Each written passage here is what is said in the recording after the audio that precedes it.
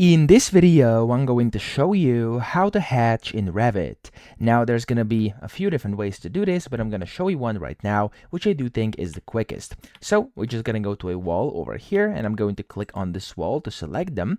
And then I'm going to go to this Edit Type button top left over here inside the Properties.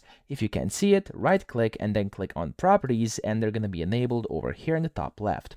So click on Edit Type, and then from here you can of course select here where it says Fill Color. So click on that and you can select the fill color, whatever you want. If I do green, for example, that's going to be cool. So I'm going to click on OK.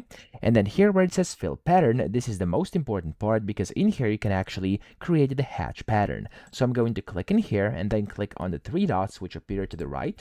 And then from here, as you can see, you have a bunch of hatch patterns. So we have these ones over here and there's a bunch of different ones. So select whichever one you want. I'm going to just go with this diagonal cross hatch over here. I'm going to click on it and I'm going to click on OK and then the apply button, and whenever that loads in, there we go. As you can see in the back, it's already hatched, so I can just click on OK, and we've successfully done this super simple in just a minute. Okay, so I hope this video helped you out. If it did, please subscribe to the channel and help me out as well.